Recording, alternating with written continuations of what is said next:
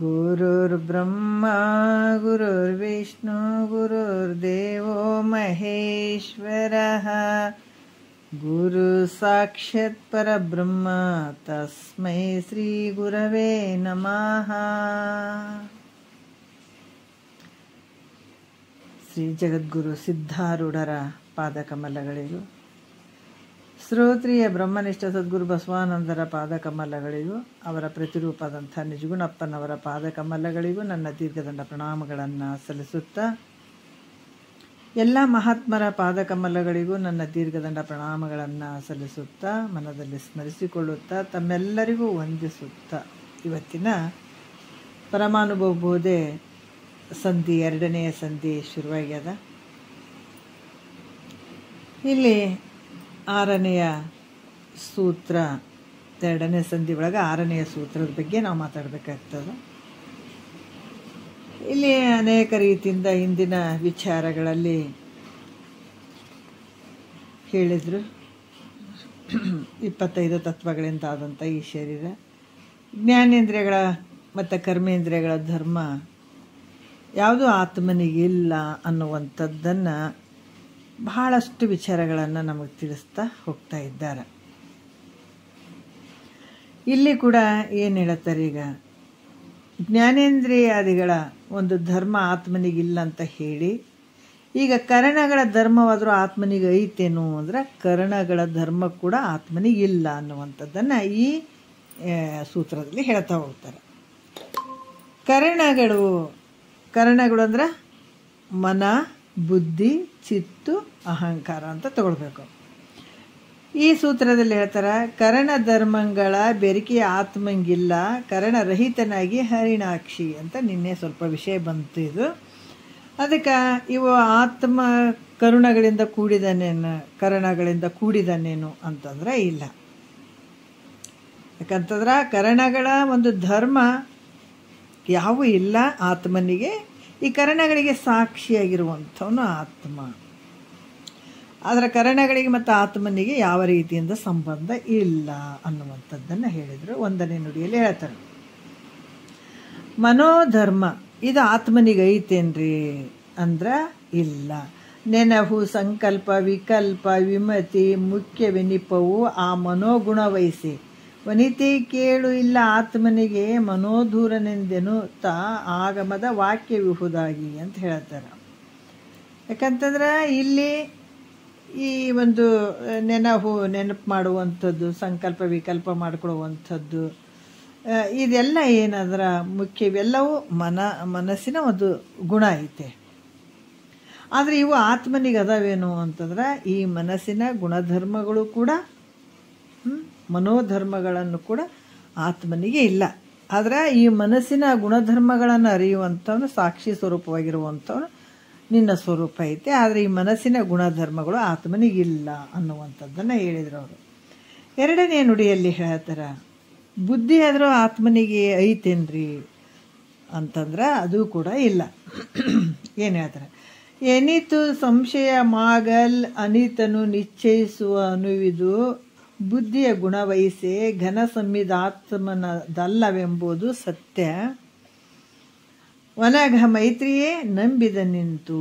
ಅನಘ ಮೈತ್ರಿ ನೋಡ್ರಿ, ಅದಕ್ಕೆ ನಂಬಿಕೆ ಅನ್ನೋದು ಭಾಳ ಮುಖ್ಯವಾಗಿರ್ತದೆ. ನಂಬಲೇಬೇಕಾಗ್ತದೆ. ಯಾವುದು ಅಂದ್ರೆ ಈ ನಂಬಿಕೆ, ವಿಶ್ವಾಸ ಅನ್ನುವಂಥದ್ದು, ಶ್ರದ್ಧೆ ಅನ್ನುವಂಥದ್ದು ಭಾಳ ಮುಖ್ಯ ಆಗ್ತದೆ. ಏನು ಹೇಳ್ತಾರೆ, ಅನಘ ಮೈತ್ರಿ ಅಂತಂದ್ರೆ ಏನು ಹೇಳ್ತಾರೆ, ಯಾವುದೇ ಪಾಪ ಅನ್ನುವಂಥದ್ದು ಇಲ್ಲವೇ ಇಲ್ಲ, ಇರದೇ ಇರುವಂಥ ಮೈತ್ರಾದೇವಿ. ಏನಿತ್ತು ಅಂದರೆ ಏನು ಸಂಶಯ ಆದ ಅಷ್ಟೆಲ್ಲವನ್ನ ಸ್ಥಿರ ಮಾಡುವಂಥದ್ದು. ಏನೇನು ಸಂಶಯಗಳು ಅದಾವ, ಯಾಕಂದ್ರೆ ಸಂಶಯಗಳು ಎಲ್ಲವನ್ನ ಮನಸ್ಸು ಏನು ಮಾಡ್ತದೆ, ಸಂಕಲ್ಪ ವಿಕಲ್ಪ ಹಲವಾರು ಸಂಶಯಕ್ಕೆ ಗುರಿ ಆಗಿರುವಂಥದ್ದು ಈ ಮನಸ್ಸು. ಇವೆಲ್ಲ ಸಂಶಯಗಳನ್ನು ಕಳೆದು ನಿಶ್ಚಯ ಜ್ಞಾನವನ್ನು ಉಂಟು ಮಾಡುವಂಥದ್ದು ಧರ್ಮ ಯಾವುದ್ರದ್ದು ಅಂದರೆ ಬುದ್ಧಿಯದು. ಇದೇ ಕರೆಕ್ಟ್ ಅದ, ಇದೇ ಸರಿಯಾದ ಅನ್ನುವಂಥದ್ದನ್ನು ಆ ಬುದ್ಧಿ ಮಾಡುವಂಥದ್ದು, ಬುದ್ಧಿಯ ಧರ್ಮ. ಆದ್ರೆ ಈ ಬುದ್ಧಿಗೆ ಏನು ಸ್ವತಂತ್ರ ಶಕ್ತಿ ಐತೇನೋ ಅಂದರೆ ಈ ಬುದ್ಧಿಗೂ ಕೂಡ ಸ್ವತಂತ್ರವಾದಂಥ ಶಕ್ತಿ ಇಲ್ಲ. ಆದರೆ ಇದು ಯಾವುದ್ರ ಬೆಳಕಿನಿಂದ ಬೆಳಗ್ತದ ಅಂತಂದ್ರೆ ನಿನ್ನ ಸ್ವಯಂ ಜ್ಯೋತಿಯಿಂದನೇ ಇದು ಕೂಡ ಬೆಳಗ್ತದೆ. ಅಂದ್ರೆ ಸ್ವಯಂ ಪ್ರಕಾಶವಾದ ನಿನ್ನ ಬೆಳಕಿನಿಂದನೇ ಬುದ್ಧಿ ಕೂಡ ಬೆಳಗ್ತದೆ.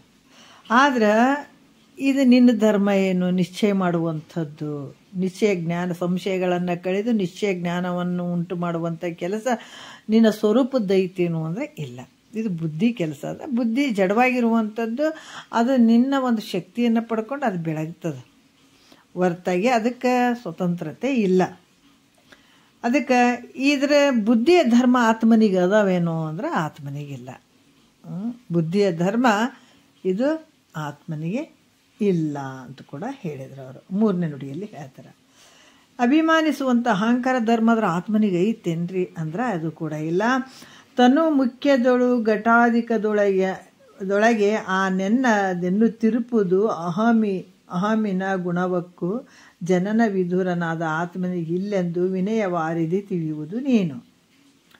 ಯಾಕಂದ್ರೆ ತನು ಮುಖ್ಯದಳು ಅಂದರೆ ಶರೀರಾದಿಗಳಲ್ಲಿ ಇಂದ್ರಿಯಗಳಲ್ಲಿ ಇವೆಲ್ಲವುಗಳಲ್ಲಿ ನಾನನ್ನುವಂಥದ್ದು ವಿಷಯಗಳಲ್ಲಿ ಯಾವ ರೀತಿ ಅಂತಂದ್ರೆ ನನ್ನದು ಅನ್ನುವಂಥದ್ದು ಅಹಂಕಾರದ ಗುಣ, ಎಲ್ಲದ್ರಾಗ ನಂದು ನನ್ನದು ಅನ್ನುವಂಥದ್ದು.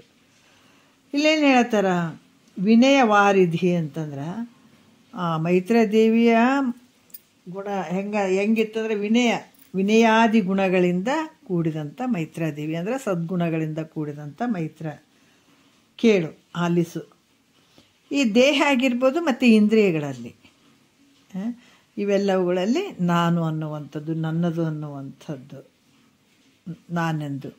ಆಮೇಲೆ ಘಟಾದಿ ಸರ್ವ ಈ ದೃಶ್ಯವಾಗಿ ಕಾಣಿಸುವಂತಹ ಘಟಾದಿ ಸರ್ವ ಭೋಗದಲ್ಲಿ ಭೋಗ್ಯ ವಿಷಯಗಳಲ್ಲಿ ನನ್ನದೆಂದು ಅಭಿಮಾನ ಮಾಡುವಂಥದ್ದು, ಇದು ನಂದು ನನ್ನದು ಅನ್ನುವಂಥದ್ದು ಅಭಿಮಾನ ಮಾಡುವಂಥದ್ದು ಏನದ ಅಹಂಕಾರದ ಧರ್ಮ. ಅದು ಇದೆಲ್ಲ ಅಭಿಮಾನ ಮಾಡುವಂಥದ್ದು ಯಾವುದು ಅಹಂಕಾರನೇ. ಈ ಧರ್ಮ ಕೂಡ ಆತ್ಮನಿಗೆ ಐತೇನು ಅಂದರೆ ಇಲ್ಲ. ಈ ಧರ್ಮ ಜನನಾದಿ 6 ವಿಕಾರಗಳಿಂದ ರಹಿತನಾದ ಆತ್ಮನಲ್ಲಿ ಇಲ್ಲ. ಅಹಂಕಾರದ ಧರ್ಮ ಇವು ಕೂಡ ಆತ್ಮನಿಗೆ ಸಂಬಂಧ ಇಲ್ಲ ಅನ್ನುವಂಥ ವಿಚಾರವನ್ನು ಹೇಳಿದರು. 4ನೆಯ ನುಡಿಯಲ್ಲಿ ಕೂಡ ಹೇಳ್ತಾರೆ. ಈ ಚಿತ್ತಿನ ವಿಶೇಷತೆನೇ ಹೇಳ್ತಾರೆ. ಅದ್ರ ಧರ್ಮ ಆತ್ಮನಿಗೆ ಐತೇನೆಂದರೆ ಇಲ್ಲ. ಕರಣ ನಿಖರವ ಅರಿದು ಅನಿತೆಲ್ಲವನ್ನು ಅವಧರಿಪುದು ಚಿತ್ತೊಂದರ ಗುಣ ಪರಮಾತ್ಮನೊಡನದು ಬೆರೆಸದೆಂದೆಲೆ ಹೆಂಗಳರಸಿ ಮೈತ್ರಿ ನಿರ್ಧರಿಪುದು ಅಂತ ಹೇಳ್ತಾರೆ. ಇಲ್ಲಿ ಹೆಂಗಳರಸಿ ಮೈತ್ರಿ ಅಂದರೆ ಸ್ತ್ರೀಯರಲ್ಲಿ ಶ್ರೇಷ್ಠವಾದಂಥ ಮೈತ್ರಾದೇವಿಯೇ ನೋಡ್ರಿ. ಇವುಗಳನ್ನು ಯಾವ ರೀತಿ ಕರಣ ನಿಖರ ಅಂದ್ರೆ ಮನ ಬುದ್ಧಿ ಅಹಂಕಾರಗಳು ಇವು ಏನದಾವ, ಯಾವ ವಿಷಯಗಳನ್ನು ತಿಳ್ಕೊತಾವೋ ಅರಿತಾವೋ, ಅದ್ರಾಗ ಯಾವ ರೀತಿ ಒಂದು ಅನುಭವ ಆಗ್ತದೋ ಅವೆಲ್ಲ ಸಂಸ್ಕಾರವನ್ನು ಧಾರಣ ಮಾಡಿಕೊಂಡಿರುವಂಥದ್ದು ಯಾವುದು ಚಿತ್ತುವಿನ ಧರ್ಮ. ಅದು ಯಾವುದೇ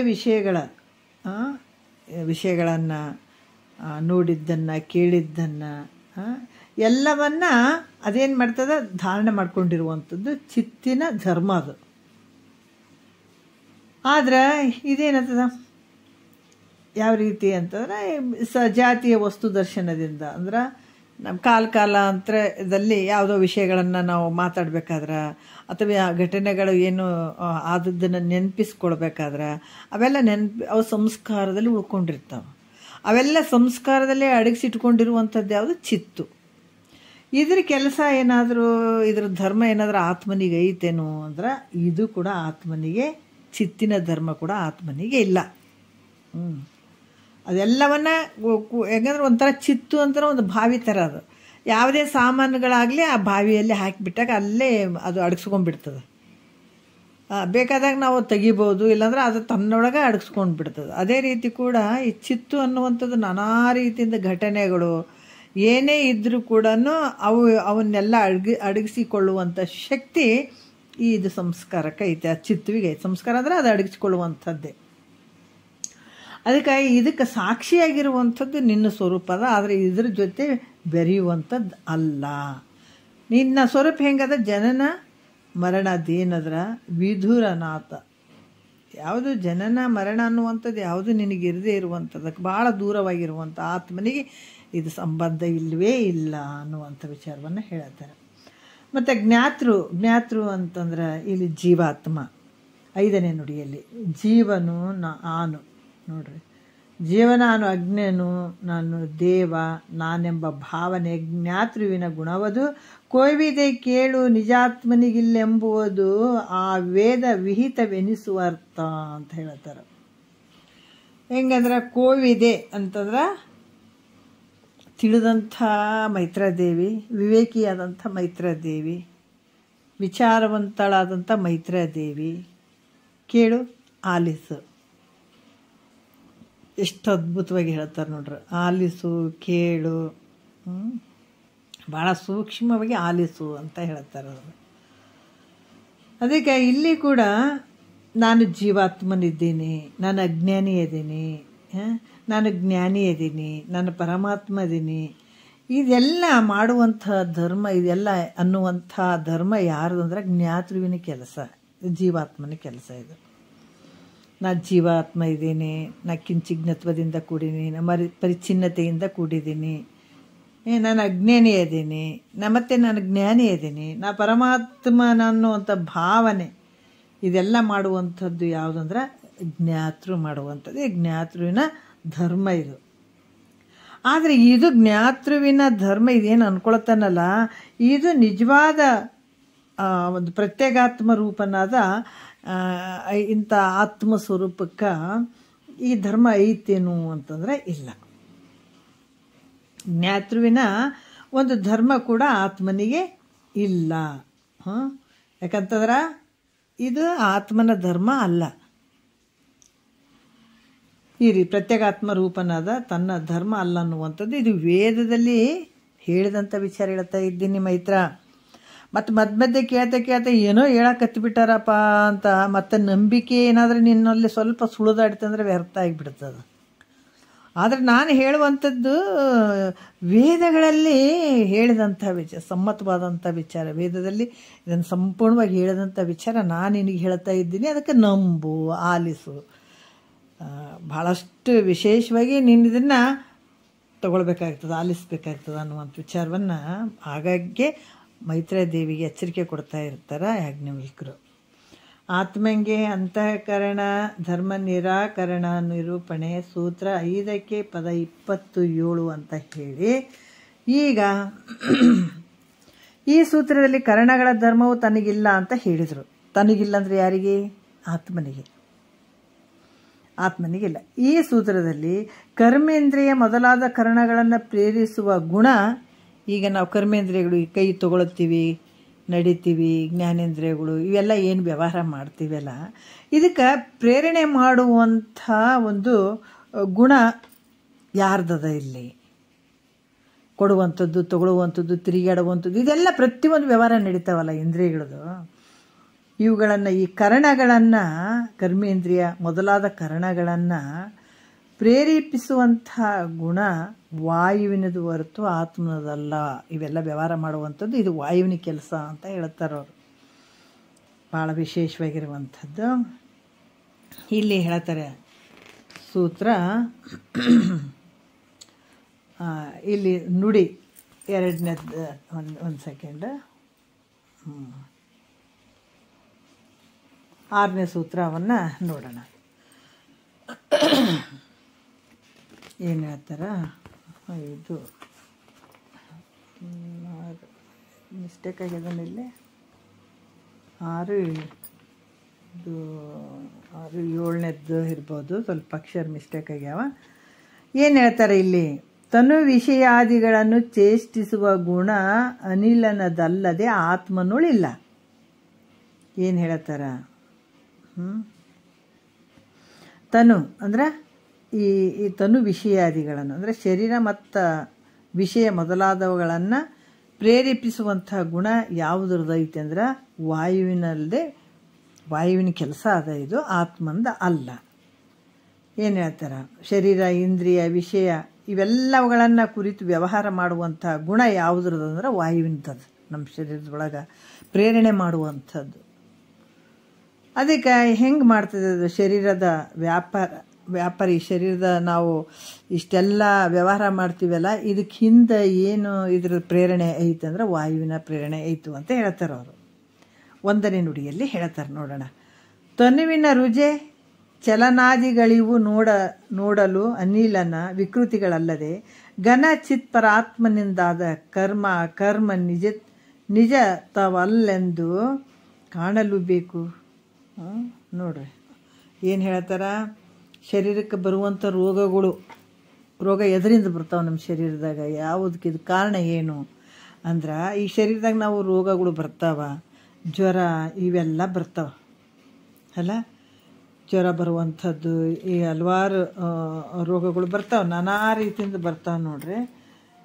ಇವು ರೋಗಗಳು ಬರ್ತಾವಂತಂದ್ರೂ ಕೂಡ ಯಾವುದರಿಂದ ಬರ್ತಂದ್ರೆ ವಾಯುವಿನಿಂದ ಬರ್ತದೆ, ಗಾಳಿಯಿಂದನೇ ಬರುವಂಥದ್ದು. ಯಾಕಂತಂದ್ರೆ ಈ ಚಿಂತೆಯಿಂದ ವಾಯು ನೋಡ್ರಿ, ಮನುಷ್ಯನಿಗೆ ಒಂದು ಚಿಂತೆ ಆಗಿರ್ತದೆ ಅಂತ ಅಂದ್ಕೊಳ್ರಿ. ಆ ಚಿಂತೆಯಿಂದ ಈ ನಾಡಿಗಳಲ್ಲಿ ಏನಾಗ್ತದೆ, ಈ ವಾಯು ಸಂಚಾರ ಮಾಡೋಕ್ಕೆ ಶುರು ಮಾಡ್ತದೆ. ಯಾವಾಗ ಚಿಂತೆ ಮಾಡೋಕ್ಕೆ ಶುರು ಮಾಡಿದೀವಿ, ವಾಯು ಏನು ಮಾಡ್ತದೆ, ನಾಡಿಗಳಲ್ಲಿ ಭಾಳಷ್ಟು ಜೋರಾಗಿ ಸಂಚಾರ ಮಾಡೋಕ್ಕೆ ಶುರು ಮಾಡಿಬಿಡ್ತದೆ. ಯಾವಾಗ ಈ ವಾಯು ಸ್ವಲ್ಪ ಜೋರಾಗಿ ಸಂಚಾರ ಮಾಡೋಕೆ ಹತ್ಬಿಟ್ವಿ, ನಾವು ಟೆನ್ಷನ್ ಆಗಿದ್ರಿ ಅಂತೀವಿ ನೋಡ್ರಿ, ಹೌದಲ್ಲ. ಟೆನ್ಷನ್ ಆದಾಗ ಏನಾಗ್ತದೆ, ಅಲ್ಲಿ ಒಂದು ವಾಯುವಿನ ಶಕ್ತಿ ಜಾಸ್ತಿ ಆಗ್ತದೆ. ಜಾಸ್ತಿ ಆದಾಗ ಅಲ್ಲಿ ಧಾತುಗಳೇನಾಗ್ತಾವ, ಸ್ವಲ್ಪ ವ್ಯತ್ಯಾಸಗಳು ಆಗ್ತಾವಲ್ಲಿ. ಯಾಕಂದ್ರೆ ಅದರಿಂದ ಏನಾಗ್ತದೆ, ಜಠರಗ್ನಿಯು ಹೆಚ್ಚು ಕಡಿಮೆ ಆಗೋಕ್ಕೆ ಶುರು ಆಗಿಬಿಡ್ತದೆ ಒಳಗೆ. ಅದು ಹೆಚ್ಚು ಕಮ್ಮಿ ಆದಗಳನ್ನ ಅನಂತರ ಯಾವುದಾದ್ರೂ ಒಂದು ರೋಗ ಹುಟ್ಟಕ್ಕೆ ಶುರು ಆಗ್ತದೆ ಅವಾಗ ನೋಡ್ರಿ. ಯಾಕಂತಂದ್ರೆ ಯಾವಾಗ ನಾವು ಚಿಂತೆಯಿಂದ ಈ ವಾಯು ನಾಡಿಗಳಲ್ಲಿ ಏನಾಗ್ತದೆ, ಜಾಸ್ತಿ ವಾಯು ಸಂಚಾರ ಮಾಡೋಕ್ಕೆ ಶುರುವಾದಾಗ ಅಲ್ಲಿ ಧಾತುಗಳಲ್ಲಿ ವ್ಯತ್ಯಾಸ ಆಗ್ತದೆ. ಆದ್ದರಿಂದ ಜಠರಾಗ್ನಿ ಹೆಚ್ಚು ಕಮ್ಮಿ ಆಗ್ತದೆ. ಅನಂತರ ಯಾವುದಾದ್ರೂ ಒಂದು ರೋಗ ಅಲ್ಲಿ ಉಟ್ಕೊಂಡ್ಬಿಡ್ತದೆ. ಯಾಕ್ರಿ ಹಿಂಗಾಗ್ಯದಲ್ರಿ, ಯಾಕ್ರಿ ಹೆಂಗಾಗ್ಯರಿ ಅಂದ್ರೆ ಚಿಂತಿಗ್ರಿ ಅಂತ ಹೇಳ್ತೀವಿ, ಹೌದಿಲ್ಲ. ಚಿಂತೆಗೆ ಹಿಂಗಾಗ್ಯವ್ರಿ ಅಂತ ನಾವು ಹೇಳ್ತೀವಿ. ಆದರೆ ಚಿಂತೆ ಈ ರೀತಿ ರೋಗವನ್ನು ಹುಟ್ಟಿಸ್ತದೆ. ಮತ್ತು ಶರೀರವು ಆ ಕಡೆ ಈ ಕಡೆ ತಿರುಗಾಡ್ಬೇಕಾದ್ರೆ, ಶರೀರ ಆ ಕಡೆಯಿಂದ ಹೋಗೋದು ಈ ಕಡೆಯಿಂದ ಬರೋದು, ಈ ಸಂಚಾರ ಮಾಡಬೇಕಾದ್ರೂ ಕೂಡ ವಾಯುವಿನ ಮೂಲಕನೇ ಆಗಿರುವಂಥದ್ದು ಹೊರತು ಆತ್ಮನದಲ್ಲ. ನಾವು ಅಲ್ಲಿಂದ ಇಲ್ಲಿ ತಿರುಗಾಡೋದು, ಹೋಗೋದು, ಕುಂದ್ರೋದು, ಎದ್ದೇಳೋದು ಎಲ್ಲ ವ್ಯವಹಾರ ಮಾಡ್ತೀವಲ್ಲ, ಇದು ವಾಯುವಿನ ಕೆಲಸ ಮತ್ತು ಅಂತ ತಿಳಿಬೇಕು. ಈ 5 ವಾಯುವಿನ ಕೆಲಸ ಅವು ಹೆಂಗೆ ಯಾವದಾವವು? ಇವೆಲ್ಲ ಕರ್ಮೇಂದ್ರಿಯಗಳನ್ನು ಚೇಷ್ಟಿಸ್ತಾವಲ್ಲ, ಪ್ರೇರಣೆ ಮಾಡ್ತಾವಲ್ಲ, ಅವು ಯಾವದಾವ ಅಂದ್ರೆ 2ನೇ ನುಡಿಯಲ್ಲಿ ಹೇಳ್ತಾರೆ ಅವರು. ನಾಗ ಕೂರ್ಮನು ಕೃಕರನು ದೇವದತ್ತನು ತಾಗಳ್ ಧನಂಜಯನೆಂಬ ಭಾಗ್ಯ ಬಡೆದು ವಾಗೇಂದ್ರಿಯಾದಿ ಚೇಷ್ಟಾ ಗುಣಗಳು ಆತ್ಮನಿಗಿಲ್ಲಾಗಿ ಅಂತ ಹೇಳ್ತಾರೆ. ಈ ನಾಗಾದಿ 5 ವಾಯುಗಳ ಬಗ್ಗೆ ಹೇಳ್ತಾರೆ. ಏನು ಹೇಳ್ತಾರೆ, ನಾಗ ಈ ವಾಯುಗಳು 5 ವಾಯುಗಳು ಕರ್ಮೇಂದ್ರಿಯಗಳನ್ನು ಚೇಷ್ಟೆ ಮಾಡ್ತಾವ. ಅಂದರೆ ಪ್ರೇರಣೆ ಮಾಡ್ತಾವೆ. ಯಾವ ರೀತಿ ಅಂದರೆ ಕ್ರಮವಾಗಿ ವಾಕ್, ಪಾಣಿ, ಪಾದ, ಗುದ ಅನ್ನುವಂಥದ್ದು. ಯಾಕಂದ್ರೆ ನಾಗ 1, ಕೂರ್ಮ 2, ಕೃಕರ 3, ದೇವದತ್ತ 4, ಧನಂಜಯ 5 ವಾಯುಗಳು ಕರ್ಮೇಂದ್ರಿಯಗಳನ್ನು ಪ್ರೇರಣೆ ಪ್ರೇರೇಪಿಸ್ತಾವ. ಅದರಿಂದ ಈ ವ್ಯವಹಾರ ನಡೆದದ ಅಂತ ಕೂಡ ಹೇಳ್ತಾರೆ ಅವರು. ಈಗ 3ನೆಯ ನುಡಿಯಲ್ಲಿ ಹೇಳ್ತಾರೆ, ಜ್ಞಾನೇಂದ್ರಿಯಗಳನ್ನು ಯಾವ ಪ್ರೇರಣೆ ಮಾಡ್ತಾವ? ಜ್ಞಾನೇಂದ್ರಿಯಗಳ ಮನ, ಇದು ಸ್ತೋತ್ರ, ತೊಕ್ಕು, ಜುಮ್ವ, ಗ್ರಹಣ, ನೇತ್ರ ಅನ್ನುವಂಥದ್ದು ಕೂಡ ಇಲ್ಲಿ ಪ್ರಾಣವಾಯುಗಳು ಪ್ರೇರಣೆ ಮಾಡ್ತಾವೆ. ಯಾವುವು ಅಂದರೆ 3ನೇ ನುಡಿಯಲ್ಲಿ ಹೇಳ್ತಾರೆ, ಜಾಣೆ ಕೇಳ ಪ್ರಾಣಾದಿ ವಾಯು ಶಬ್ದಾದಿಗಳ ಆಣತಿ ಬಿಡಿದು ಕರಣಾದಿಯ ಮಾಡದೆ ಚೇಷ್ಟಿಸುತ್ತಿರ್ಪವು ಆ ವಿಕೃತಿಯೆಂದೂಣೆ ಉಣೆಯ ಅಣುವಿಲ್ಲ ಅರಿದಂಗೆ ಅಂತ ಹೇಳ್ತಾರೆ. ಜಾಣೆ ಅಂದ್ರೆ ಬಹಳಷ್ಟು ಕುಶಲ ಆದಂಥ ಮೈತ್ರಾದೇವಿ ಭಾಳ ಹುಷಾರ ಇದ್ದಂಥವಳು, ಭಾಳ ಜಾಣೆ ಇದ್ದಂಥವಳು. ಯಾಕಂದ್ರೆ ಜಗತ್ತಿನೊಳಗೆ ನಾನಾ ರೀತಿಯಿಂದ ಕೇಳ್ಕೊಳ್ಳುವಂಥವ್ರು ಭಾಳ ಜನ ಅದಾರ. ಗಂಡಿಗೆ ಅದು ತಂದು ಕೊಡು, ಇದು ತಂದು ಕೊಡು, ಹಂಗೆ ಮಾಡಿರಿ ಹಿಂಗೆ ಮಾಡಿರಿ ಜೀವ ತಿನ್ನೋರ ಭಾಳ ಜನ ಅದಾರ, ತಂದು ಕೊಡು ಅನ್ನೋರು ಭಾಳ ಜನ ಅದಾರ, ಅದರಲ್ಲೇ ಬಿದ್ದು ಒದ್ದಾಡೋರೇ ಭಾಳ ಜನ ಅದಾರ. ಅಂಥದ್ರಲ್ಲಿ ವಿಷಯಾದಿಗಳು ಇವ್ಯಾವ ನನಗೆ ಬೇಡ, ಆದರೆ ನನಗೆ ಬ್ರಹ್ಮಜ್ಞಾನವನ್ನೇ ಕೇಳ್ತೀನಿ, ಅದನ್ನು ನನಗೆ ಹೇಳ್ರಿ ಅಂತ ಕೇಳಿಕೊಂಡು ಕೇಳಲಿಕ್ಕೆ ಕುಂತಂಥ ಮೈತ್ರಾದೇವಿ. ಅದಕ್ಕೆ ಮನದೆನ್ನೆ ಅಂತ ಹೇಳಿದ್ರೆ ಮನಸ್ಸಿಗೆ ಮೆಚ್ಚಿದಂಥ ಒಂದು ಸತಿಯಕಿ. ಅಲ್ಲಿಯೇ ಭಾಳಷ್ಟು ವರ್ಣನೆ ಮಾಡ್ತಾರೆ ಅವರು ಮೈತ್ರಾದೇವಿಗೆ. ಯಾವ ರೀತಿ ಅಂದರೆ ವಾಯು, ಪ್ರಾಣಾದಿ ವಾಯುಗಳು, ಈ ಶಬ್ದಾದಿ ವಿಷಯಗಳ ಅಣತಿಯ ಹಿಡಿದು ಅಂದ್ರೆ ಈ ಪ್ರಾಣಾದಿ ವಾಯುಗಳು ಈ ಸ್ತೋತ್ರಾದಿ ಅಂತಂದಾಗ ಸ್ತೋತೃ, ತೊಕ್ಕು, ಜುಮ್ಮ, ಗ್ರಹಣ, ನೇತ್ರ ಇವು ಜ್ಞಾನೇಂದ್ರಿಯಗಳಂತ ಕೂಡ ಹೇಳ್ತಾರೆ, ಬುದ್ಧೇಂದ್ರಿಯಗಳಂತ ಕೂಡ ಹೇಳ್ತಾರೆ. ಈ ಕ್ರಮವಾಗಿ ಶಬ್ದಾದಿ ಪಂಚ ವಿಷಯಗಳೊಡನೆ ಅಂದರೆ ವ್ಯವಹರಿಸುವಂತೆ ಮಾಡ್ತದ. ಯಾವುದು ಪ್ರಾಣಾಪಾನ ವ್ಯಾನ ಉದಾನ ಸಮಾನ ಅನ್ನುವಂಥದ್ದು ಈ ವಾಯುಗಳು. ಈಗ ಕಿವಿ ನಮ್ಮದು ಇಂದ್ರಿಯಗಳ ಕಿವಿ, ಅದು ಕಿವಿ ಐತಲ್ಲ, ಈ ಕಿವಿಗೆ ಶಬ್ದ ಕೇಳುವಂಗೆ ಮಾಡುವಂಥದ್ದು, ಮತ್ತು ಕಣ್ಣಿನಿಂದ ರೂಪ ನೋಡುವಂಗೆ ಮಾಡುವಂಥದ್ದು ಈ ವಿಷಯಗಳು. ಜ್ಞಾನೇಂದ್ರಿಯಗಳಿಗೆ ಶಬ್ದಾದಿ ವಿಷಯಗಳು. ಈ ಒಂದಕ್ಕೊಂದು ನಾವು ಈ ಕಂಡಿಡಿಲಿಕ್ಕೆ ಕಿವಿ ಕೇಳುವಂಥದ್ದು, ರೂಪ ನೋಡುವಂಥದ್ದು, ಮೂಗು ವಾಸನೆ ನೋಡುವಂಥದ್ದು, ನಾಲಿಗೆ ರುಚಿ ನೋಡುವಂಥದ್ದು, ಈ ಚರ್ಮ ಸ್ಪರ್ಶ ಮಾಡುವಂಥದ್ದು, ಇವಕ್ಕೆಲ್ಲ ಪ್ರೇರಣೆ ಮಾಡುವಂಥದ್ದು ಯಾವುದು? ಈ ಪ್ರಾಣಾದಿ ವಾಯುಗಳು. ಇದರಿಂದ ನಮ್ಮ ಶರೀರದಾಗ ವ್ಯವಹಾರ ಮಾಡ್ತಾ ಇದ್ದಾವ ಅಂತ ನಾವು ತಿಳ್ಕೊಳ್ಬೇಕು. ಆದ್ರೆ ಆತ್ಮನ ಕೆಲಸ ಇದು ವ್ಯವಹಾರ ಮಾಡುವಂಥದ್ದು ಅಂದರೆ ಆತ್ಮಂದಲ್ಲ, ಆತ್ಮನ ಧರ್ಮ ಇದು ಅಲ್ಲ. ಮತ್ತು 4ನೆಯ ನುಡಿಯಲ್ಲಿ ಕೂಡ ಏನು ಹೇಳ್ತಾರೆ ನೋಡೋಣ. ಈ ವಾಯುಗಳು ಯಾವ ರೀತಿ ಈ ಕರ್ಣಗಳನ್ನು ಏನು ಮಾಡ್ತಾವ? ಚೇಷ್ಟಿಸ್ತಾವಂದ್ರೆ ಯಾವ್ದು ಪ್ರೇರಣೆ ಮಾಡ್ತಾವೆ. 4ನೇ ನುಡಿಯಲ್ಲಿ ವೈರಂಬ ಮುಖ್ಯ ಪ್ರಭಂಜನ ಅಂತರ್ಯಾಮಿ ಆರೈ ಮಹಾಪ್ರಾಣವೆನಿಪೈದು ಮಾರುತಂಗಳೇ ಮನಸಾದಿ ವಿಕಾರಾನುಕಾರಿಗಳಾತ್ಮನಲ್ಲ ಅಂಗನೆ ಅಂತ ಹೇಳ್ತಾರೆ. ಆತ್ಮನದ ಅಲ್ಲಂಗನೆ ಅಂತ ಹೇಳ್ತಾರೆ. ಅಂಗನೆ ಅಂದರೆ ಸ್ತ್ರೀಯಡೆ. ಇವು ಏನಂತಂದ್ರೆ ಯಾವುದಂದ್ರೆ ವೈರಂಬ ಅನ್ನುವಂಥದ್ದು ಈ ಮನ, ಬುದ್ಧಿ, ಚಿತ್ತು, ಅಹಂಕಾರ ಇವು ಯಾಕಂತಂದ್ರೆ ಈ ಜ್ಞಾತೃ ಇವು 5 ಕರಣಗಳನ್ನು ಪ್ರೇರಣೆ ಮಾಡುವಂಥ ವಾಯುಗಳು ಅದಾವೆ. ಯಾವುದು? ವೈರಂಬ ಅನ್ನುವಂಥದ್ದು, ಮುಖ್ಯ ಅನ್ನುವಂಥದ್ದು, ಪ್ರಭಂಜನ ಅನ್ನುವಂಥದ್ದು, ಅಂತರ್ಯಾಮಿ ಅನ್ನುವಂಥದ್ದು. ವಿಚಾರ ಮಾಡಿ ನೋಡಿದಾಗ ಮಹಾಪ್ರಾಣ ಇವು 5 ಅನ್ನಿಸುವಂಥ ಈ 5 ವಾಯುಗಳು ಏನಂದ್ರೆ ಈ ಮನಸಾದಿ ಅಂದಾಗ ಅಂತಃಕರಣಗಳು, ಇವು ಕರಣಗಳು, ಅಂತಃಕರಣಗಳು ಇವು ಈ ವ್ಯವಹಾರ ಮಾಡೋದಕ್ಕೆ ಇವೆಲ್ಲ ಪ್ರೇರಣೆ ಮಾಡುವಂಥದ್ದು. ವೈರಂಬ, ಮುಖ್ಯ, ಪ್ರಭಂಜನ, ಅಂತರ್ಯಾಮಿ ಮತ್ತು ಮಹಾಪ್ರಾಣ ಇವು ಯಾಕಂತಂದ್ರೆ ಇವು ಕಾರಣ ಆಗಿದೆ ವ್ಯವಹಾರ ಮಾಡೋಕ್ಕೆ. ಈ ಮನಸ್ಸು ಮಾಡುವಂಥದ್ದು ಕೆಲಸ, ಬುದ್ಧಿ ಮಾಡುವಂಥದ್ದು ಕೆಲಸ, ಮತ್ತು ಮನ, ಬುದ್ಧಿ, ಚಿತ್ತು ಮಾಡುವಂಥ ಕೆಲಸ, ಇವೆಲ್ಲ ಮಾಡುವಂಥ ಕೆಲಸ ಯಾವುದ್ರದ್ದು ಅಂದರೆ ಇವು 5 ಇದ್ರ ಹಿಂದ್ಗಡೆ ನಿಂತು ಪ್ರೇರಣೆ ಮಾಡ್ತಾವೆ ಇವಕ್ಕೆ. ಅದಕ್ಕೆ ಕಣ್ಣಿಗೆಲ್ಲ ನೋಡ್ತೀವಿ ನೋಡ್ರಿ, ಹಿಂದ್ಗಡೆ ಇಂದ್ರಿಯಗಳು ಅದಾವ, ಇದಕ್ಕೆ ಪ್ರೇರಣೆ ಮಾಡುವಂಥವು ಅದಾವ. ಅದಕ್ಕೆ ಈ ಕರಣಗಳನ್ನು ಈ ವ್ಯವಹಾರ ಮಾಡುವಂಥದ್ದು ಇವೆಲ್ಲವೂ ಈ ಒಂದು ವಾಯುವಿನ ಕೆಲಸಗಳು ಅದಾವ ಹೊರತಾಗಿ ಆತ್ಮನ ಕೆಲಸ ಅಲ್ಲ ಅನ್ನುವಂಥದ್ದನ್ನು ಹೇಳಿ ಆತ್ಮನಿಗೆ ಬಾಹ್ಯಾಧಿಕರಣ ಚೇಷ್ಟ ಧರ್ಮತ್ವ ನಿರಾಕರಣೆ ನಿರೂಪಣೆ ಸೂತ್ರ 6ಕ್ಕೆ ಪದ 31 ಅಂತ ಹೇಳ್ತಾರೆ. ಚೂರು ನೋಡೋಣ. ಯಾಕಂದ್ರೆ ಇಂದಿನ ಒಂದು ಸೂತ್ರದಲ್ಲಿ ಸಕಲ ಕರಣಗಳ ವ್ಯವಹಾರ ವಾಯು ಮೂಲಕ ನಡೀತಾವೆ. ಹಿಂದ ವಾಯುವಿನ ಒಂದು ಪ್ರೇರಣೆ ಅದಾವ ಅಂತ ಹೇಳಿ ಕರಣಗಳಲ್ಲಿ ತೋರುವಂಥ ದುಃಖ ಕರ್ಣರಹಿತನದ ಸುಖರೂಪನದ ಆತ್ಮನಲ್ಲಿ ಅದಾವೇನು ಅಂದರೆ ಇಲ್ಲ.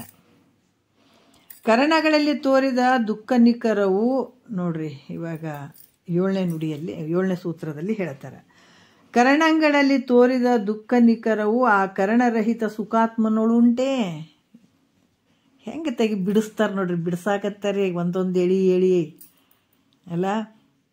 ಈಗ ನಾವು ದೊಡ್ಡದೊಂದು ಯಾವ್ದ್ರ ಹಣ್ಣು ಯಾವುದೋ ಅಂತಾರಲ್ಲಪ್ಪ, ಇದು ನೆನಪು ಬರ್ತಾಯಿಲ್ಲ ನನಗೆ, ಹಲಸಿನ ಹಣ್ಣು ಚೆನ್ನಾಗಿ ಕಟ್ ಮಾಡಿ ಒಂದೊಂದೊಂದೊಂದೊಂದು ತೊಳೆ ಹಿಂಗೆ ಬಿಡಿಸ್ತೀವಲ್ಲ, ಅದ್ರಂಗೆ ಇಲ್ಲಿ ಕೂಡ ಅನಾತ್ಮ ವರ್ಗವನ್ನು ಬಿಡಿಸ್ತಾ ಹೋಗ್ತಾರೆ. ಯಾವ ರೀತಿ ಬಿಡಿಸ್ತಾರೆ, ಒಂದೊಂದು ಎಳೆಯಾಗಿ ಬಿಡಿಸ್ತಾರೆ. ಯಾವ ರೀತಿ ಈ ಕರ್ಣಗಳಲ್ಲಿ ತೋರಿದಂಥ ದುಃಖ ಐತೆ ಅಂದ್ರೆ ನಾವು ಹೆಂಗೆ ಮಾಡಿದ್ದೀವಿ, ಈಗ ಅನಾತ್ಮ ವರ್ಗದ ಮೇಲೆ ಆತ್ಮ ಭಾವ ಮಾಡಿದ್ದೀವಿ, ಆತ್ಮನಲ್ಲಿ ಅನಾತ್ಮ ಭಾವ ಮಾಡಿದ್ದೀವಿ, ಹತ್ಕೊಂತ ಕುಂತೀವಿ. ಮತ್ತು ಇದು ಬಿಡಿಸೋರು ಯಾರು? ಈ ಗಂಟುಗಳನ್ನು ಬಿಡಿಸೋರು ಯಾರು? ಅದಕ್ಕಿದು ಹೃದಯದ ಗ್ರಂಥಿವು. ಗ್ರಂಥಿ ಅಂದರೆ ಗಂಟುಗಳಿವು. ಅನಾತ್ಮ ವರ್ಗವನ್ನು ಅದರಲ್ಲಿ ಆತ್ಮಭಾವ ಮಾಡ್ಕೊಂಡು ಅದರಲ್ಲೇ ಸುಖ ಅಂತ ಕೂತ್ಕೊಂಡಿದ್ದೀವಲ್ಲ, ಇದು ಒಂದು ಏನಂದ್ರೆ ಹೃದಯ ಗ್ರಂಥಿ ಅಂತ ಹೇಳ್ತಾರೆ. ಗಂಟುಗಳಿವು. ಇವು ಯಾವ ಜನ್ಮಕ್ಕರ ಹೋಗ್ರಿ ಇವು ನೋವು ಕೊಡ್ತಾವೆ ನಮಗೆ.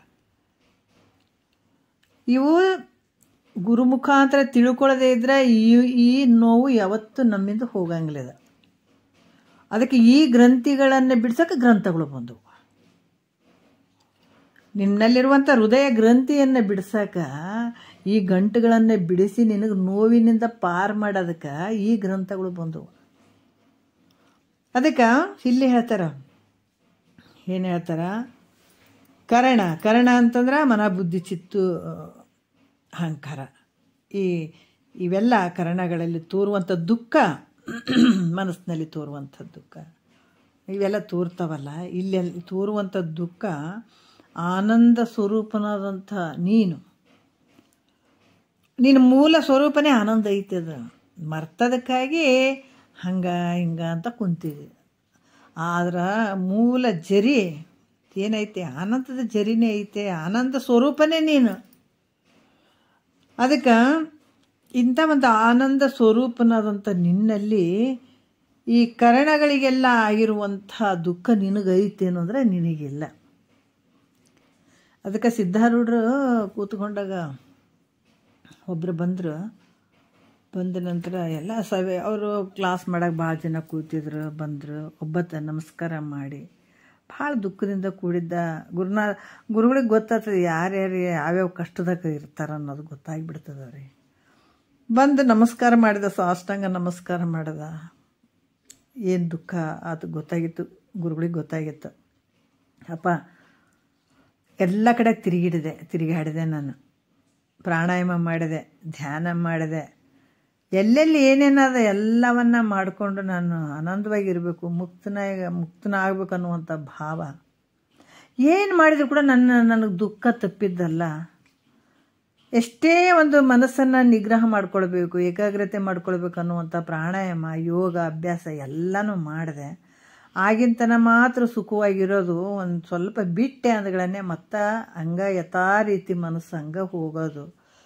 ಇದಕ್ಕೆ ಪರಿಹಾರ ಏನು ಅಂತ ನಿಮ್ಮ ಹತ್ರ ಬಂದಿದ್ದೀನಿ ಅಂತ ಹೇಳಿದಾಗ ಗೊತ್ತಾಗಿತ್ತು ಅವರಿಗೆ, ಯಾವ ರೋಗ ಅದಂತ ಗೊತ್ತಾಗಿತ್ತು. ಅವಾಗಾಯಿತು, ನೀ ಕೇಳು, ಪ್ರತಿನಿತ್ಯ ಕೇಳು, ನಿನಗೆ ಗೊತ್ತಾಗ್ತದ. ಅಲ್ಲೋ ಭಾಳಷ್ಟು ಸುಲಭ ಅಲ್ಲ. ಮನಸ್ಸು ನಾನಲ್ಲ ಅಂತ ತಿಳ್ಕೊಂಬಿಡು. ಈ ಮನಸ್ಸಿಗಾದಂಥ ದುಃಖ ಅಲ್ಲ, ಹಲವಾರು ದುಃಖಗಳು, ಹಲವಾರು ನೋವುಗಳು, ಹಲವಾರು ಚಿಂತೆಗಳು ಯಾವುದು ಮಾಡ್ತದೆ. ಮನಸ್ಸಿನ ಧರ್ಮ ಅದು. ಆದ್ರೆ ನಿನಗೆ ಸಂಬಂಧ ಇಲ್ಲ. ಮನಸ್ಸಿಗೆ ಸಾಕ್ಷಿಯಾಗಿರುವಂಥವನೇ ಸಾಕ್ಷಿ ರೂಪ, ಪ್ರತ್ಯೇಕಾತ್ಮ ಸ್ವರೂಪ ನೀನು ಇದ್ದೀಯಾ ಅಂತ ತಿಳ್ಕೊಂಬಿಡು ಅಂದ್ರಂಥವ್ರು. ಭಾಳ ಸುಲಭ. ಈ ಮನಸ್ಸು ಏನೇ ಒದ್ದಾಡಿದ್ರೇನು, ಎಲ್ಲೇ ಹೋದ್ರೇನು, ಎಲ್ಲೇ ಬಂದರೆ ಈ ಮನಸ್ಸು ನಾನಲ್ಲ ಅಂತ ತಿಳ್ಕೊಂಡ್ರೆ ಭಾಳಷ್ಟು ಭಾರ ಕಡಿಮೆ ಆದಂಗೆ ಆಗ್ತದಲ್ಲ. ಆದ್ರೆ ಅದಕ್ಕೆ ಹೇಳತ್ತಾರೆ ಮಹಾತ್ಮರು, ಒಂದು ಹಿಡ್ತಾ ಹೇಳ್ತಾರೆ ನಮಗೆ. ಅದಕ್ಕೆ ಇಲ್ಲಿ ಕೂಡ ಈ ಮನಸ್ಸು ಸಕಲ ಕರಣಗಳಲ್ಲಿ ತೋರುವಂಥ ದುಃಖ ನನಗೈತೇನು, ನಿನಗೈತೇನು ಅಂದರೆ ಆತ್ಮ ಸ್ವರೂಪಕ್ಕೆ ಇಲ್ಲವೇ ಇಲ್ಲ, ಅದು ಸಂಬಂಧನೂ ನಿನಗಿಲ್ಲ. ಆದರೆ ಕರಣಗಳಿಗೆ ಸಾಕ್ಷಿಯಾಗಿರುವಂಥದ್ದು ನಿನ್ನ ಸ್ವರೂಪ ಐತಪ್ಪ ಅಂತ ಹೇಳ್ತಾರೆ ಅವರು. ಮತ್ತು ಈ ಮನಸ್ಸು, ಬುದ್ಧಿ, ಅಹಂಕಾರ, ಚಿತ್ತು, ಜ್ಞಾತ್ರಿ ಇವುಗಳಲ್ಲಿ ತೋರುವಂಥ ದುಃಖ ನಿನಗಿಲ್ಲವೇ ಇಲ್ಲ ಅನ್ನುವಂಥದ್ದನ್ನು ಇವೆರಡು ನುಡಿಯಿಂದ ಹೇಳ್ತಾರೆ. ನೋಡಿಬಿಡೋಣ. ಒಂದನೇದಲ್ಲಿ ಮನದೋಳು ಬುದ್ಧಿಯೋಳು ಸಂಶಯ ನಿಶ್ಚಯದೇ ಮಿಗೆ ಜನಿಸುಗು ಆ ದುಃಖ ಅಹಮ್ಮಿನೋಳು ಘನ ಗರ್ವದಿಂದ ಇದು ಉದಿಪುದು ಸಮಿದಾತ್ಮನೋಳಿನಿತಿಲ್ಲವುದು ಮತ್ತ ಗಜಯಾನೆ ಅಂತ ಹೇಳ್ತಾರೆ ಅವರು. ಚಿತ್ತದೋಳು ಭ್ರಾಂತಿಯಿಂದ ಅಜ್ಞತೆಯಿಂದ ಜ್ಞಾತೃತ್ವದೋಳು ಉದಿಸು ಆ ದುಃಖವು ಮತ್ತೆ ತದ್ಭ್ರಮೆಯಿಂದೇ ವಿಷಯದೋಳು ಜನಿಸುತ್ತಿರುವುದು ಅದು ಸುಖಾತ್ಮನೋಳು ಉಂಟೆ ನೋಡ್ರಿ. ಯಾಕಂತಂದ್ರೆ ಇಲ್ಲಿ ಮತ್ತ ಗಜಯಾನೆ ಅಂತ ಏನು ಮೈತ್ರಿ ದೇವಿಗೆ ಹೇಳ್ತಾರೆ. ಮದೋನ್ಮತ್ತ ಗಜದಂತೆ ಗಮನ ಉಳ್ಳಂತ ಮೈತ್ರಿ ದೇವಿಗೆ ವರ್ಣನೆ ಮಾಡ್ತಾರೆ. ಇಲ್ಲಿ ಮನದೋಳು ಅಂದ್ರೆ ಮನಸ್ಸಿನಲ್ಲಿ ಬುದ್ಧಿಯಲ್ಲಿ ಈ ಸಂಶಯ ಆಗಿರುವಂಥದ್ದು ಮತ್ತು ನಿಶ್ಚಯ ಮಾಡ್ಕೊಳ್ಳುವಂಥದ್ದು, ವಿಶೇಷವಾಗಿ ದುಃಖ ಇರುವಂಥದ್ದು ಇವೆಲ್ಲ ಉತ್ಪನ್ನ ಆಗ್ತದೆ. ಮನಸ್ಸಿನಲ್ಲಿ ಸುಖ ಆಗ್ತದೆ, ಸಂಕಲ್ಪ ವಿಕಲ್ಪ ಆಗುವಂಥದ್ದು, ನಿಶ್ಚಯ ಮಾಡುವಂಥದ್ದು ಇವೆಲ್ಲ ಮನಸ್ಸು ಬುದ್ಧಿಗಳಲ್ಲಿ ಆಗ್ತದೆ. ಆದರೆ ಅಹಂಕಾರದಲ್ಲಿ ಗರ್ವ ಆಗಿರುವಂಥದ್ದು, ಅಹಂಕಾರದಲ್ಲಿ ಏನಂದರೆ ಗರ್ವದಿಂದ ಕೂಡ ನಾನು ನಂದು ಹಂಗಿದ್ದೀನಿ ಹಿಂಗಿದ್ದೀನಿ ಅನ್ನುವಂಥ ಗರ್ವದಿಂದ ಅಹಂಕಾರದಲ್ಲಿ. ಅದರ ಭ್ರಾಂತಿಯಿಂದ ಚಿತ್ತದಲ್ಲಿ ಭ್ರಾಂತಿ ಇರುವಂಥದ್ದು ಎಲ್ಲಿಯಪ್ಪ ಅಂತಂದ್ರೆ ಚಿತ್ತದಲ್ಲಿ ಇರುವಂಥದ್ದು.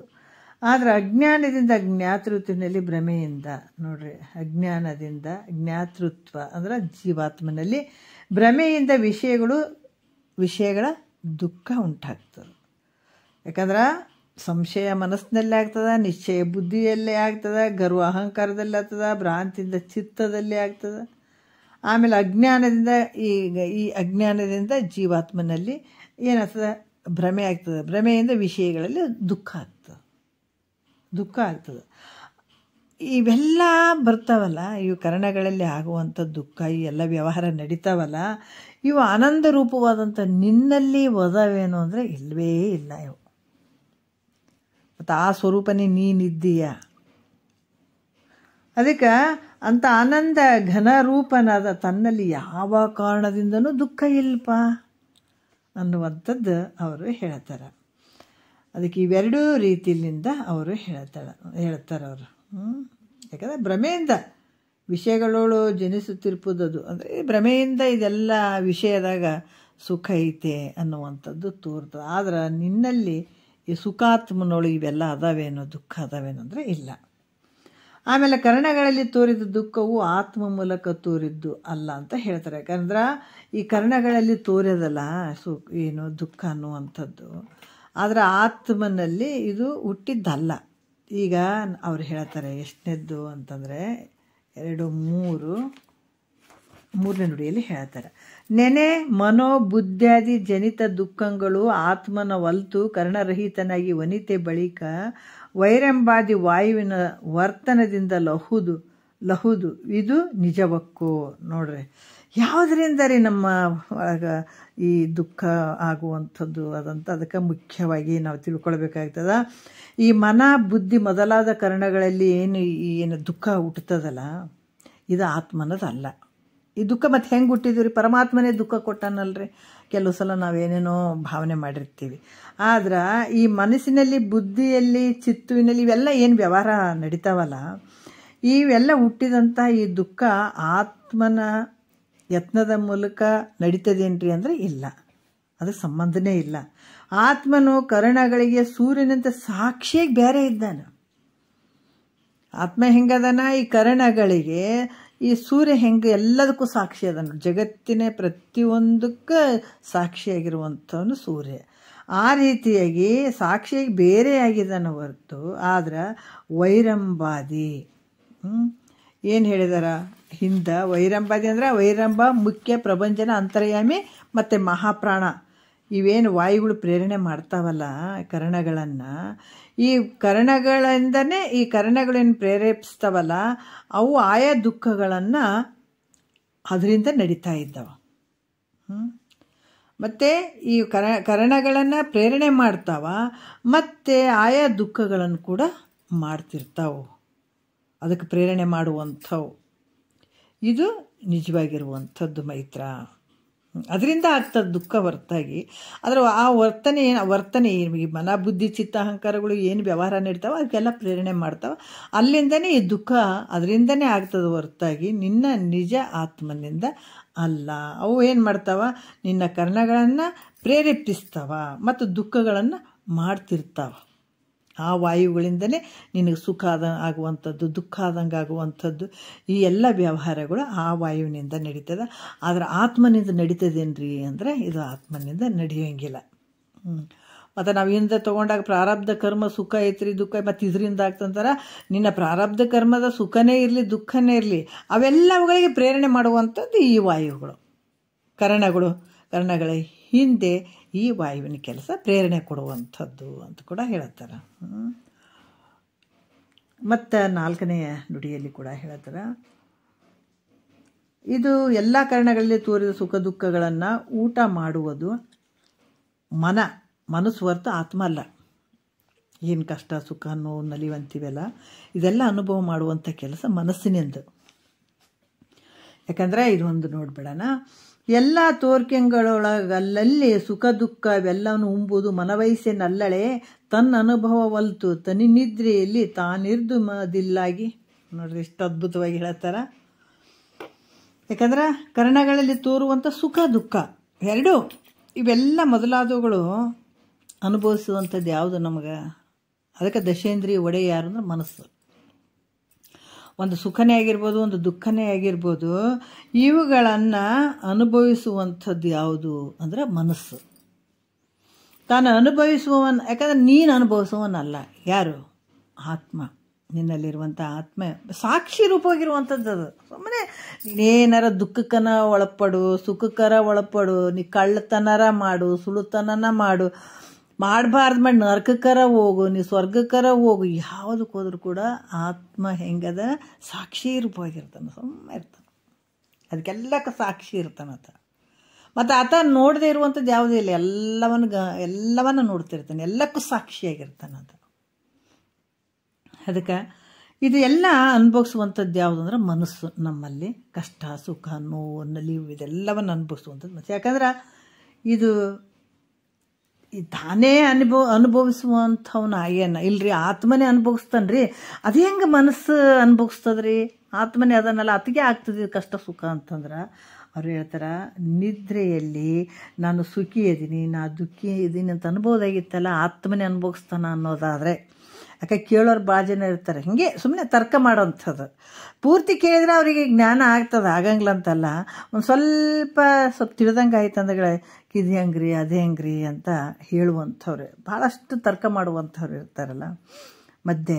ಅವರಿಗೆಲ್ಲ ಉತ್ತರಗಳು ಅವ್ರು ಹೇಳ್ತಾರೆ. ಏನಂದ್ರೆ, ಹೌದು ಆತ್ಮನೇ ಕಷ್ಟ ಸುಖ ನೋವು ನಲಿವು ಎಲ್ಲವನ್ನು ಅನುಭವಿಸುವಂಥವನ ಆತ್ಮನೇ. ಆದ್ರೆ ನಿದ್ರೆ ಒಳಗೆ ನಾನು ಸುಖಿ ಇದ್ದೀನಿ, ನಾನು ದುಃಖಿ ಇದ್ದೀನಿ, ನಾನು ನೋವೈತೆ ಹಂಗೈತೆ ಹಿಂಗೈತೆ ಹೇಳ್ಬೋದಾಗಿತ್ತಲ್ಲ. ಹಂಗೆ ಅನ್ನಕ್ಕಾಗಂಗಿಲ್ಲ. ಯಾಕಾಗಂಗಿಲ್ಲ ಅಂದ್ರೆ ಅಲ್ಲಿ ನೆನಸಿನಲ್ಲಿ ಮನಸ್ಸದ. ಏನಂದ್ರೆ ಜಾಗ್ರದಲ್ಲಿ ಮನಸ್ಸದ, ಅಲ್ಲಿ ಸುಖ ದುಃಖ ಎಲ್ಲ ವ್ಯಾಪಾರ ನಡೀತದೆ. ಆದ್ರೆ ನಿದ್ರೆ ಒಳಗೆ ಐತೇನು ಮನಸ್ಸು? ನಿದ್ರೆ ಒಳಗೆ ಇಲ್ಲ. ಅದಕ್ಕೆ ನಿದ್ರೆ ಒಳಗೆ ಮನಸ್ಸು ಇರಲಾರ್ದಕ್ಕಾಗಿ ಎಲ್ಲ ಸುಖ ದುಃಖಗಳು ಇಲ್ಲ. ಆದರೆ ನೀನಿರ್ತೀವಿ, ನಿನ್ನ ಸ್ವರೂಪ ಇರ್ತದೆ.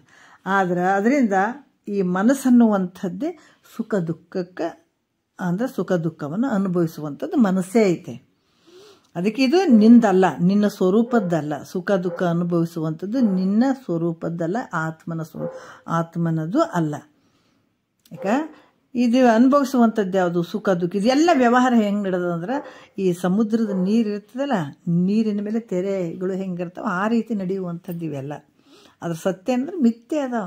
ಅದಕ್ಕೆ ಇವೆಲ್ಲ ವ್ಯವಹಾರಗಳು ನಡೆದವು ಅಂದರೆ ಈ ಮನಸ್ಸಿನ ಗುದ್ದಾಟ ನೋಡ್ರಿ, ಮನಸ್ಸಿನ ಗುದ್ದಾಟ ಇವೆಲ್ಲನೂ. ಈ ಕಷ್ಟ ಸುಖ ನೋವು ನಲಿವು ಅನುಭವಿಸುವಂಥದ್ದು ಇದೇ ಮನಸ್ಸು. ಅದಕ್ಕೆ ನಿನ್ನ ಸ್ವರೂಪದ್ದಲ್ಲ, ಆತ್ಮನ ಧರ್ಮ ಅಲ್ಲ, ಇದ್ರ ಸ್ವರೂಪದ್ದೂ ಅಲ್ಲ. ಈ ಮನಸ್ಸೇ ಸುಖ ದುಃಖಗಳನ್ನು ಅನುಭವಿಸ್ತದ ಅನ್ನುವಂಥದ್ದನ್ನು ಹೇಳಿ 5ನೇ ನುಡಿ ಇಟ್ಕೊಂಡು ಬಹಳ ಒಳ್ಳೆಯ ವಿಚಾರಗಳನ್ನು ಹೇಳ್ತಾರೆ. ಹಾಗಾಗಿ ಮತ್ತೆ ನಾವು 5ನೇ ನುಡಿಯಿಂದ ನಾಳೆ ಮಾತಾಡೋಣ. ಒಂದೆರಡು ಮಾತು ಗುರುಗಳ ಪಾದಕ್ಕೆ ಅರ್ಪಿಸಿ ಹರವು. ಅಮ್ಮ ಅನಂತ ಧನ್ಯವಾದಗಳು.